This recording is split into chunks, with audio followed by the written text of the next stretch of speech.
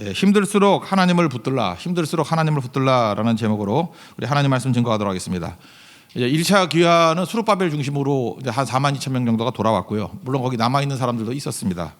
그리고 2차 귀환을 한 사람이 이제 에스라인데 와서 보니까 이방 결혼이라면 자폰이라는 말이 더 좋아요. 자폰을 벌였습니다. 이거 우리 생각할 때 단순 국제 결혼이라고 생각하면 안 됩니다. 이 자폰의 개념은 그 성경에도 뭐 국제 결혼하는 거 많이 있잖아요. 그죠?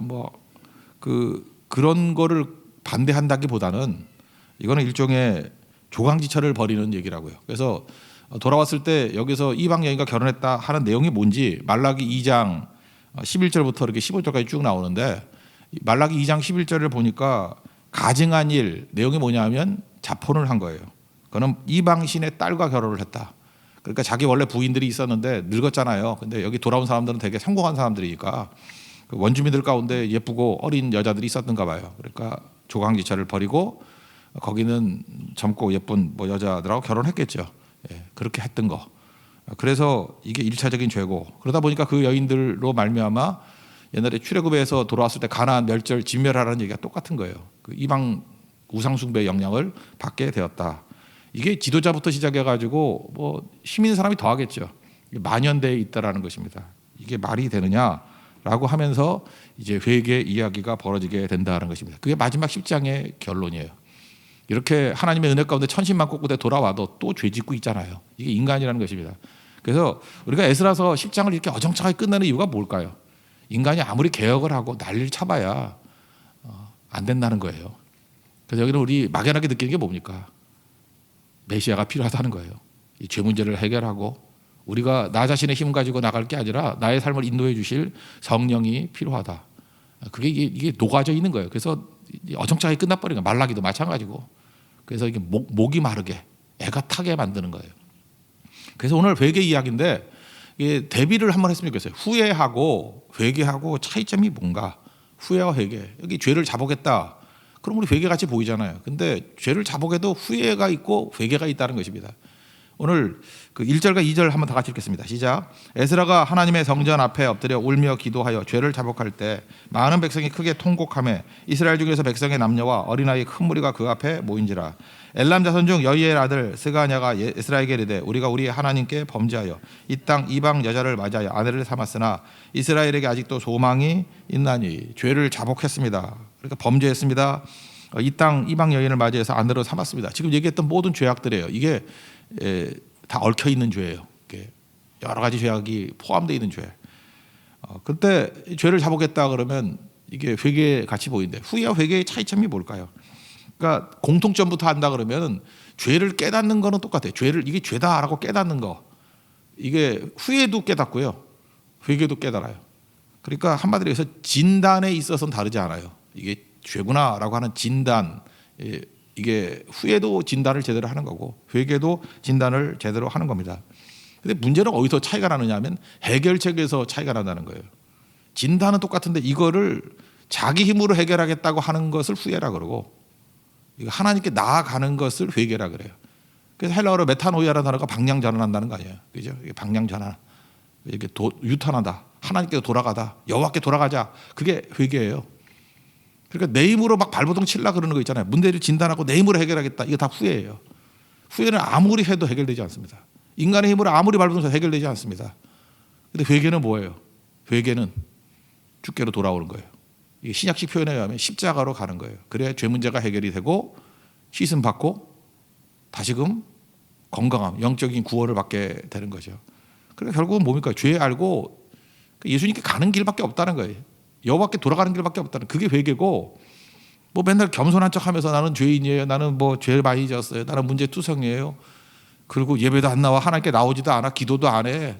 자기 힘으로 뭐 처리하겠다고 하면서 뭐 삼보일배나 하고 있고 그죠? 뭐 혼자 채찍질 하고 있고 뭐 자학하고 있고 그 후회라는 거예요. 그렇게 해서 나중에 죽었던 사람이 누구예요? 가룟 유다 아니에요.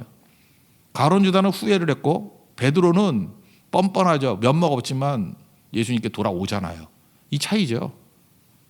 그래서 우리 모든 백성들은요 사실은 똑같은 죄 문제에 대해서 같이 느끼더라도 똑같이 죄인입니다. 죄의 심각성을 다 안다 할지라도 자기 힘으로 뭐 해결하겠다 그러면 후회로 끝나는 거예요. 그건 아무 열매 없고 씻지 못합니다. 근데 십자가로 돌아가고 거친 주에 십자가를 붙든다 그러면 그게 회개가 될 수 있다라는 것입니다. 우리는 표현을 잠깐 죄를 씻는다 그러니까 이게 무슨 때로 생각해 죄를.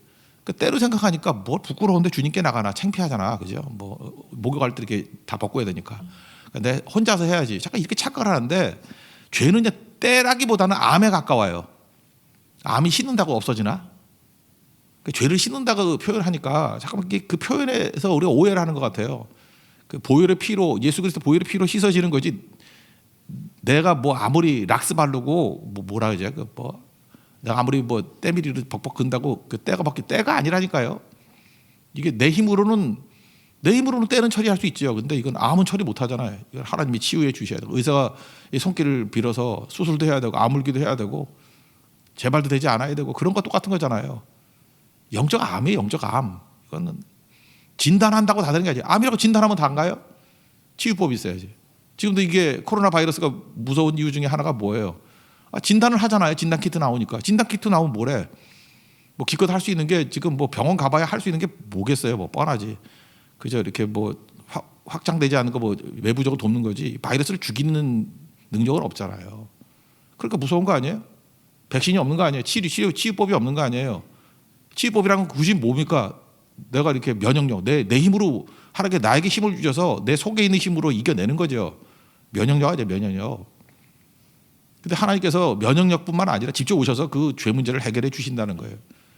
그래서 우리 모든 백성들은요, 후회하는 무리가 아니고 우리는 회개하는 무리입니다. 그러니까 세상 사람은 다 그래. 진단은 해요. 제가 볼 때 예수 안 믿는 사람도 진단을 하는 것 같아요. 죄에 대해서 뭐 이것저것 다 진단하잖아요. 진단 쭉 해놓고만 너절한 얘기들이에요. 내가 그 정신과 의사로서 유명한 분이 있어요. 80 넘으신 분.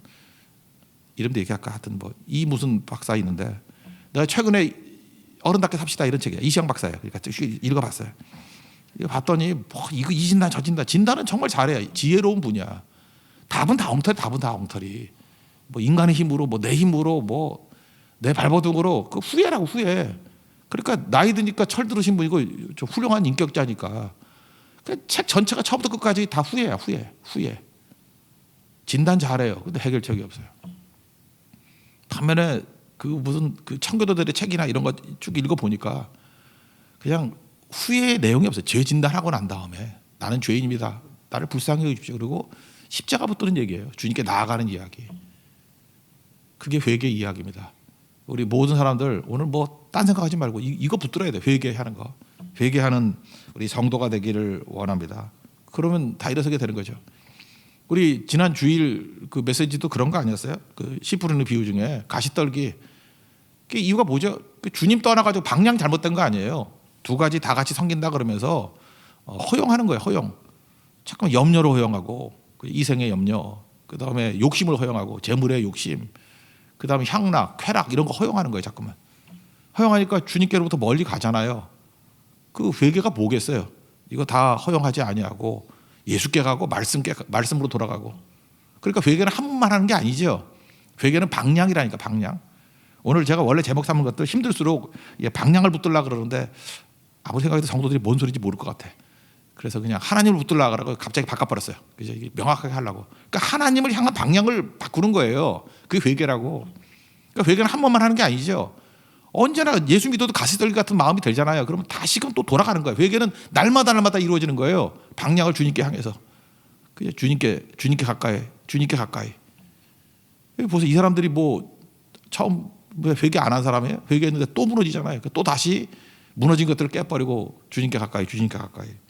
그게 사는 길이라는 것입니다. 그래서 회개는 날마다 이루어져야 된다는 게 뭐냐 하면 우리가 주님을 멀리 떠나잖아요. 이게 방향을 엉뚱하게 쳐다보면. 그리고 회개를 하는 건 다시 주님께 돌아가는 운동이라는 거예요. 여호와께 돌아가자. 그게 회개라는 것입니다.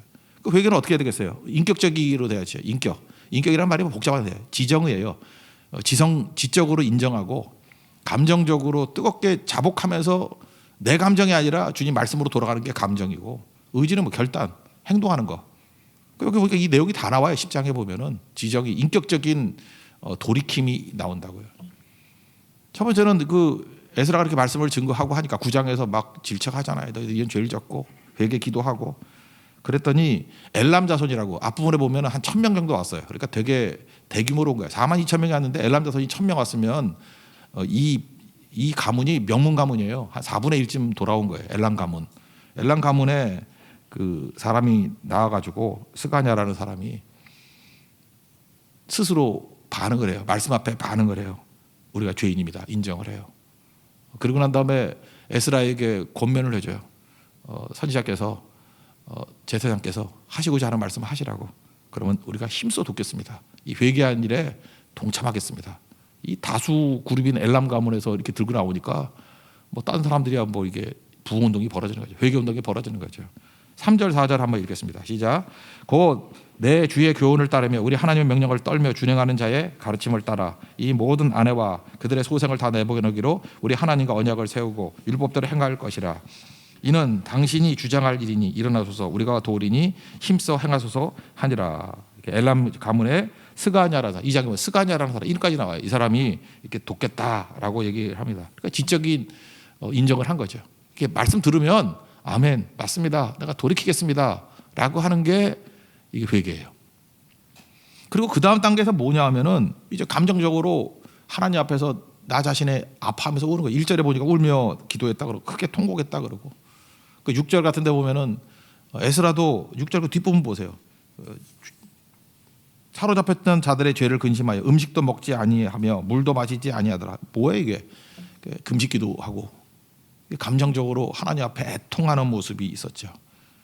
그리고 또 하나 이 감정에서 중요한 건 뭐냐 하면요. 내 감정이 중요하면 안 돼요. 이렇게 하나님 앞에서 말씀 앞에서 내 감정이 애통하는 것으로 가는 거는 이게 옳은 거지만 이 감정에 치우쳐 가지고 내 감정이 옳은 대로 감정이 나의 헤드쿼터가 돼 가지고 나를 이끌어가면은 그 회개가 아니라고요. 제가 이런 게 뭐가 있을까 한번 예를 한번 들어본다 그러면 그 사무엘상에 사무엘 선지자가 이런 예인 것 같아요. 사무엘 선지자 이제 8장을 보면은 왕 달라 그러잖아요. 왕. 근데 이스라엘 백성들이 왕을 달라 그러는 이유가 사실은 하나님을 거역하는 것도 되지만 사무엘을 거역하는 거죠. 그렇잖아요. 사무엘이 그 나라 혼란스러운 거 다 막아내고 그 다음에 뭐 그 어려움들 가운데서도 이렇게 블레셋에서도 건져내고 뭐 보통 잘한 게 아니잖아요. 잘 이끌어왔는데 백성들 마음에는 이제 당신도 늙고 아들내미들도 뭐 문제가 있다. 물론 진짜 문제 있었어요. 그러니까 이제 물러나라, 왕 달라, 팽하라, 팽당하는 거죠. 토사구팽, 그죠? 팽당하는 거죠. 그때 사무엘의 심정은 어땠을까요? 그 이렇게 쫓겨나는 심정이니까 뭐 힘으로 밀려나는 거잖아요. 그죠? 하나님을 저버렸다 그런 것도 있지만 자기가 쫓겨난다고 생각하니까 얼마나 섭섭했겠어. 섭섭하고 거부감 뭐 이런 거. 그 다음에 배은망덕한 놈들 뭐 이렇게 분노. 사무엘의 상태가 안 좋았을 거라고. 그죠? 그래서 제가 볼 때 사무엘은 그게 죄거든요. 우리 교회에서도 신앙생활 할 때 보면은 막 성질나잖아. 성질나서 그냥 안 해 뭐 이러고 갑자기 하다가 뭐 교사도 안 하고 뭐 이렇게 뭐 맡은 바 직분도 안 하고 제일 나쁜 것들은 뭐 선동해가지고 다 가지 말자 뭐 이런 것도 있잖아. 화 있을진저 그 벼락 맞으려고 죽으려고 그러는 거야. 그런 짓들 한다고요. 근데 사무엘도 그렇게 선동까지는 안 했지만 마음에 섭섭함이 있었던가 봐요. 이걸 언제 회개하느냐 하면은 은퇴할 때 얘기하죠. 사무엘상 12장 23절 보니까 내가 너희를 위하여 기도하기를 쉬는 죄를 여호와 앞에 결단코 범하지 않겠다. 그 얘기는 뭐냐 하면 이거 아니까 이런 얘기를 하는 거예요. 기도하기를 쉬었던 적이 있었다라는 느낌이 들지 않아요? 내가 좀 나만 이상한가? 여러분 안 이상해요? 그러니까 열받아가지고 이렇게 하나님 앞에 최소한도로 기도를 했지만 뭐 뜨거운 마음을 가지고 이들을 건져달라. 그러니까 삐친 거예요. 삐쳐가지고 열받아가지고 이런 애 망해봐라. 뭐 여러분들 그런 거 있지 않아요? 나를 배신하고 막 그렇게 딴짓하면 그게 하나님 말씀을 증거를 하니까 최소한도로 그러냐 팔짱 끼고 잘 되나 봐라. 그죠? 뭐 이런 느낌 있지 않아요? 고소하다, 깨졌다. 우리 마음 그런 마음이 죄라는 거예요, 죄. 그래서 은퇴하면서 나중에 이런 얘기를 하잖아요. 내가 잘못했다는 게 숨겨져 있는 거예요. 내가 내 감정 때문에 내가 억울하고 내가 분노심이 생긴다고. 내 영적 지도자인데 기도하기를 쉬는 죄를 다시는 멈지 않겠다. 그러니까 범했었다라는 얘기예요, 그죠? 그리고 의로운 길로 너희를 성실하게 가르칠 것이다. 이거 뭐예요? 자기 자리 떠나지 않겠다라는 거죠. 가르치는 거 계속하는 거잖아요. 가르치는 거 계속하고 내가 감정적인 문제가 있더라도 계속해서 중보기도 하겠다. 안 했다라는 거 이것도 죄예요. 그러니까 얼마나 예민한지 아시겠죠. 회개는 이런 겁니다. 주께로 돌아가는 거. 자, 보세요. 이게 에스라가 여기서 배웠던 것 같아요, 그죠? 이스라엘 백성들에게 배신감 느끼잖아요. 그래도 계속 기도하잖아요. 우리는 뭐 감정에 따라서 뭐 섬기려면은 막 반대자가 되고 뭐 옹호자가 되고 오락가락 하는 게 크리스찬 아닙니다. 우리는 중보기도 틈새 사이에 서야 될 그런 책임이 있어요. 그게 하나님 백성들의 모습이라는 것입니다. 그래서 여러분들 잊지 마십시오. 이 감정적으로 통해 자복하는 거 이게 되게 중요해요. 그렇지만 내 feeling, 내 감정이 나를 좌지우지 못하게 하옵소서. 이게 중요한 거라고요. 제가 지난번 리더 모임 때 그런 얘기 했는데 우리가 가르치는 거 두 가지예요. 첫째 기준. 진리가 알지니 진리가 너희를 자유케 하리라. 요한복음 8장 32절. 처음에 예수 믿으면 기준 싸움이에요. 세상 기준으로 살아가다가 우리가 예수 믿는다는 게 뭐냐면 하나님의 말씀이라는 기준으로 옮겨가는 거예요. 옮겨갈 수 있는 기준이 있기 때문에 우리가 버릴 수 있는 거죠. 애굽이라는 종의 기준이 있었어요. 그것도 먹고 살 수 있잖아요. 종놈으로. 그런데 하나님의 약속이라는 말씀이라는 새로운 기준, 그럼 하나님이 다 책임져 주신다는 거 아니에요. 그러니까 출애굽할 수 있는 거죠. 새로운 기준이 있으니까. 아니면 출애굽 못 하잖아요. 그래서 진리가 우리를 자유케 해요. 새로운 기준이 우리를 자유케 해요. 예수 믿는 것은 세상 기준에서 하나님 기준으로 바뀌는 거예요. 1차적인 거. 그래서 다 여기 왔습니다. 그러면 기준만 바뀌었다고 다 되느냐? 기준 바뀐 기준을 가지고 죽어라 반복해야 되는 거예요. 신앙은. 예배가 옳다 그러면 죽어라 예배를 반복해야 되고, 기도가 옳다 그러면 죽어라 기도를 반복해야 되고, 성교가 옳다 그러면 1차, 2차, 3차, 5차에서 15차 뭐 이렇게 전염병으로 못 갈 상황이 아닌 거 빼놓고는 계속 죽어라 반복하는 거예요. 옳은 거는. 근데 죽어라 반복할 때 아마추어와 프로의 차이 얘기했잖아요. 아마추어는 하고 싶을 때 하고 싶지 않을 때 안 하지만 프로는 비가 오나 눈이 오나 죽어라 반복하는 게 프로라고. 그러니까 죽어라 반복할 때 제일 큰 장애가 뭔지 알아요? 느낌이에요. 느낌 좋을 때는 하고 느낌 나쁠 때는 안 하고, 느낌 좋을 땐 예배 드리고 느낌 나쁠 땐 예배 안 드리고, 느낌 좋을 때는 헌신하고 느낌 안 좋을 때는 헌신 안 하고. 이게 죽어라 반복 못하는 사람의 특징이라고. 공부도 그렇잖아요. 공부 못하는 특징이 뭐야? 기분 좋을 때 공부 안 하려 있어. 기분 좋을 때는 공부하고 기분 꿀꿀할 때는 안 하고. 근데 공부 잘하는 애들 봐요. 뭐 비가 오나 눈이 오나 기분이 좋고 나빠라 뭔 관계가 있어. 그냥 그날 해야 될 건 계속 하는 거잖아요. 그래서 성실성하고도 연결되는 거죠. 죽어라 반복하는 거. 근데 죽어라 반복하는 거에 장애가 되는 게 뭔지 아십니까? 느낌이 강한 사람들. 그래서 감정주의자들이 지도자 되면 안 돼요. 제가 만약 감정주의자라서 뭐 기분이 좋을 때 막 설교하고 막 이러다가 기분이 나쁘면 잠수 타. 그래서 목사님 어디 가셨어? 그러면 모르겠어. 뭐 가평에 갔나? 뭐 어디 갔나? 모르겠어. 그렇죠? 그때 한 달 있다 나타나가지고 내가 기분이 상해가지고 너무 우울감에 전국 한 바퀴 돌았어요. 예. 그리고 또 나와서 막 하고 막 열받아가지고 막 이러다가, 그러면 그 교회 되겠냐고요. 죽어라 반복이 안 되는 이유가 뭐냐? 느낌이라고. 느낌. 지금 사무엘이 회개하는 게 이거예요. 이거 회개하고. 에스라가 왜 훌륭하다 그러냐면 그는 어떤 상황 속에서 자기 자리 지키잖아요. 그러니까 우리도 지금 일꾼 뽑을 거 할 때 제일 중요한 게 뭐예요? 감정으로 뛰는 사람이냐 아니면 말씀으로 뛰는 사람. 비행기도 마찬가지로 있잖아요. 이게 느낌으로 비행하면 추락해요. 계기 비행해야 되잖아요. 계기를 믿어야지. 자기 느낌 믿으면 안 되고. 계기를 믿고 비행해야 된다고. 우리 계기가 뭐예요? 하나님 말씀이죠. 그게 중요하다는 것입니다. 그러고 나아가는 거죠. 조금 전에 찬양했던 게 그 나의 마음을 정금과 같이 이 찬양을 했죠. 저는 이 찬양 뭐 내가 올 때 그 물어보니까 또 뭐 옛날 사람들 옛날 노래 모르는 분들도 많이 있더라고요. 이게 브라이언 덕슨이라고, 오늘 그래서 전체 방에다가 하나 노래를 한번 올려놨죠. 몇 가지. Refiner's Fire라 그래서 이게 나의 마음을 정금과 같이. 이게 캐네디언이거든요. 캐나다 싱어송라이터예요. 그러니까 뭐 노래도 부르고 거기 나온 사람이 그 브라이언 덕슨이에요. 노래 들은 거 한번 들어보세요. 예. 근데 이 사람은 느낌으로는 너무 안 좋은 사람이에요. 왜 그러냐면 고난이 많아요. 조금 돈 좀 벌어서 이렇게 음악하는 사람의 꿈이 뭐죠? 뮤지컬 만드는 거. 뭐 이렇게 연기하는 사람의 꿈이 뭐죠? 영화 만드는 거. 그래서 돈 다 벌어서 영화 만들어서 망하잖아. 그거 몰라요? 그거 수순하냐? 연예인인데 돈이 없어. 꼭 영화 찍은 사람이에요. 뭐 심영래 씨 뭐 이런 사람들 보면 다 이렇게 다 벌어서 날리고, 그죠? 뭐 이런 거잖아요. 이름 얘기해서 이상한가? 하여튼간에 그 영화 찍어서 망한 사람 되게 많아. 근데 또 음악하는 사람 중에 꿈이 뭐냐 하면은 우리가 볼 때 절대 아닌데 맨날 뭐 스튜디오 만들고 뭐 한다 그러다가 또 다시 거지돼. 예, 그런 거 되게 많이 있거든요. 이 사람이 그런 사람이에요. 그래서 뮤지컬 한다 그래가지고 쫄딱 거지된 거예요. 근데 거기서 끝나는 게 아니라 유전병이 있어요. 아기를 5명 낳았는데 5명 중에 2명이 유전병이 있어요. 그래서 선천적 장애로 나오네요. 근데 그 5명쯤 낳아서 많이 난 거 아닌가? 그래서 또 낳았어요. 6명을.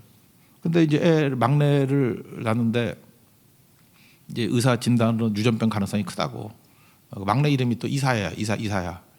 우리 이준 집사 아들도 이사야잖아요. 이사야. 걔 근데 이게 노심초사 막 이러다가 걔도 또 유전병에 걸린 거예요. 그때 느낌이 너무 안 좋잖아요. 느낌이 너무 안 좋아서 막 괴로워할 때 하나님은 신실하시고 하나님 나를 사랑하시고 성실하신 하나님이다. 토부와 헤세드. 그러니까 성경에는 뭐라 그러죠? 인자하시고 성실하신 하나님. 뭐 이렇게 표현하잖아요. 헤세드 표현은 사랑이라고 표현할 수도 있고 이거는 unfailing love.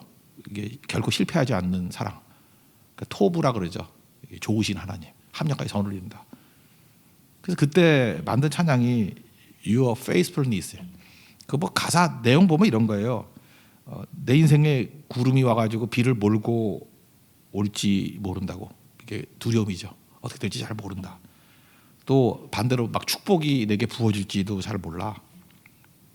어떤 게 올지 미래에 대해서 불투명하다는 거예요. 내가 미래를 알 수 없고 불안하고 두렵지만 마지막 결론이 뭐냐 하면 그러나 나는 주의 신실하심을 의지한다고. Your faithfulness. 그 찬양이에요. 한번 들어보세요. 우리나라에 그렇게 많이 알려지진 않았지만 일단 고난당하고 어려울 때 그냥 이 찬양 계속해서 반복 한 10번쯤 들어보면은 그 감정이 아니라 말씀 붙들게 되는 그 묘한 힘이 있어요.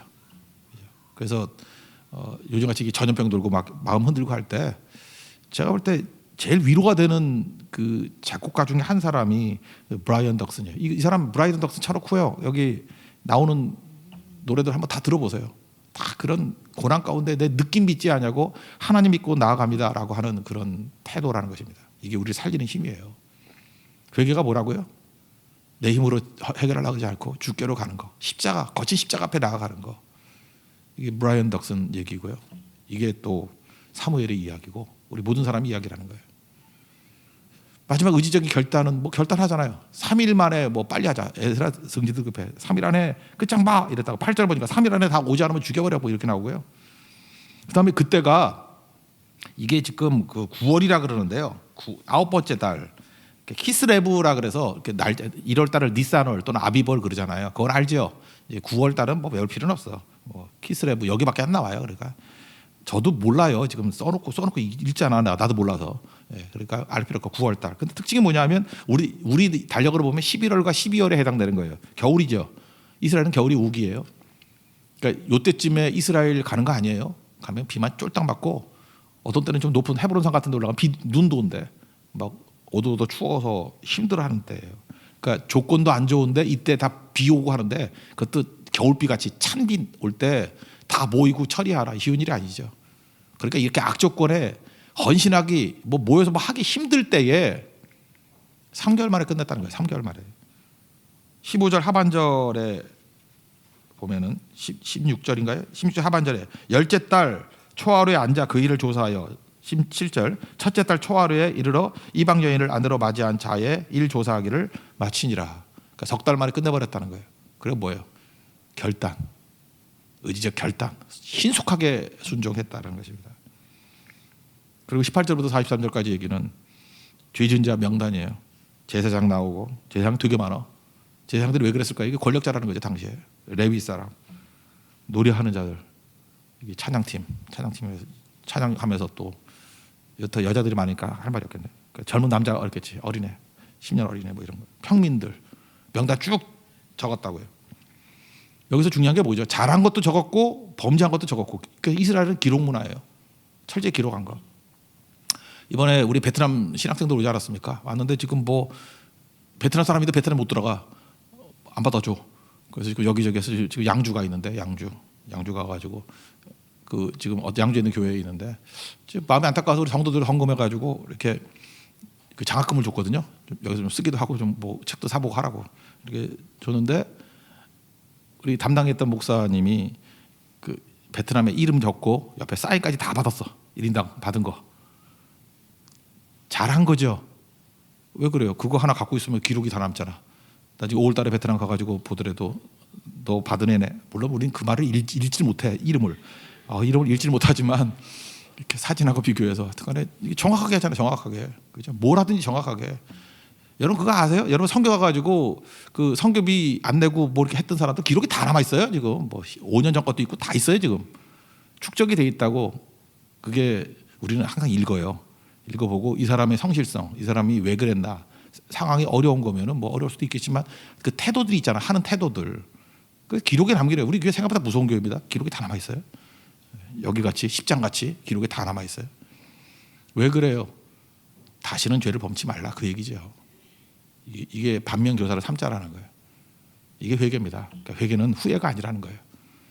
진단 잘했다고 잘난 게 아니에요. 우리가 잘못했다, 뭐 부족하다, 뭐 입에 발린 소리 백날 하지 말라는 거예요. 진단 못하는 사람이 누가 있어요? 우리 다 죄인이기 때문에 선악 판단 잘해요. 그죠? 내로남불 그러잖아요. 남의 것 판단 너무 잘해. 우린 선악과 먹은 존재들이기 때문에. 문제는 뭐예요? 해결책이 없잖아. 해결책이. 그래서 결국 내 힘으로 하겠다 발버둥치는 거, 뭐 이름은 개혁이라고 붙일 수도 있고 뭐 혁명이 될 수도 있고 해봐야 혁명의 배반이라는 책도 있잖아요. 다 배반당해요. 그놈들 심잡아보면 똑같아져. 어디로 가야 돼요? 내 힘이 아니에요. 이건 메시아가 필요해요. 그리스도가 필요해요. 성령이 필요하다고. 우리 힘으로 안 된다고. 그래서 교회는 내 힘으로 뭐 하겠다는 모임이 아니에요. 우리를 불쌍히 여기서 우리는 죄인입니다. 예수님 오셔야 됩니다. 예수님 붙들어 주세요. 이 코로나 바이러스 우리 힘으로 돼 이게? 되냐고. 의사도 쫄아가지고 지금 저 마스크 쓰고 저 앉아가지고 이렇게 웅크리고 있잖아요. 그죠? 되냐고 되기는. 남편도 의사인데 지난주에 겁나가지고 들어오지도 못했어. 그 병원에서 예배 가지 말라고 했다고.